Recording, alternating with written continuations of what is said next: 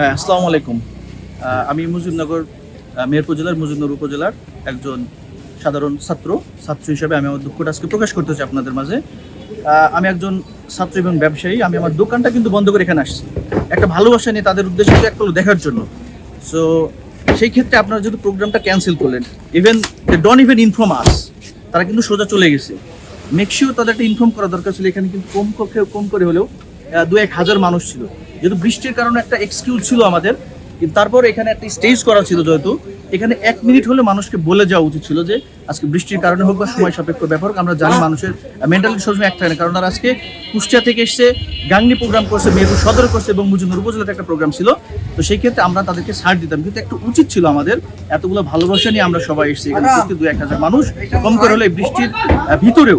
তো আমাদের একটা আক্ষেপ ছিল যে আপনারা প্লিজ আমাদের একটা ইনফর্ম করবেন, প্রোগ্রাম না হোক, আপনারা যেহেতু এখানে ছিলেন প্রোগ্রামটা এক্সচেঞ্জ করে আপনারা আগামী কালকে করতে পারতেন, যেহেতু তারা মুজিবনগর এখন থাকবে আজকে রাত্রে।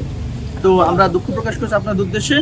আমি অলরেডি একটা আপনাদের পেজে কমেন্ট করছিলাম যে we are here to support you guys, মানে আমরা এখানে সবসময় আপনাদের সাপোর্টের জন্য ছিলাম। তো আশা করি নেক্সট টাইম আপনাদের এই মিস্টেকগুলো যেন না হয়, ভুলগুলো শুধরাবেন, যেহেতু নতুন একটা দল এনসিপি। তো আপনাদের আমি এই কামনা শুভকামনা রেখে আমি শক্তি শেষ করছি। নেক্সট টাইম যেন ভুলগুলো না হয়। ধন্যবাদ আপনাদের। আসসালামু আলাইকুম। দুঃখ প্রকাশ বলতে কি ভাই, দেখেন তারা তো দেশের অনেক কিছুই আর কি, কিন্তু তারা এখানে আসার কথা ছিল।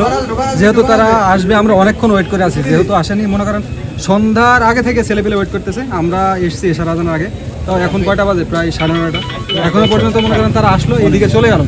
কেন চলে গেলো? তারা হয়তো একটা কথা বলতে পারতো যে এরকম সমস্যা, আমরা কিছু বলতে পারবো না, আপনারা চলে যান, এটা বলতে পারতো, কিন্তু কোনো কিছু বলেনি।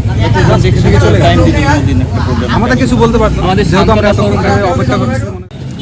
তো আমাদের খারাপ হচ্ছে আবহাওয়ার কারণে উনি আমাদের যে মেন নেতা আর কি, উনি হচ্ছে এখানে উপস্থিত হতে পারেন। এটার জন্য খুবই দুঃখ জানাচ্ছি, কারণ আমাদের যে ভিতরে যে আক্ষেপ ছিল তাদের কাছে প্রকাশ করতে পারি না আমরা।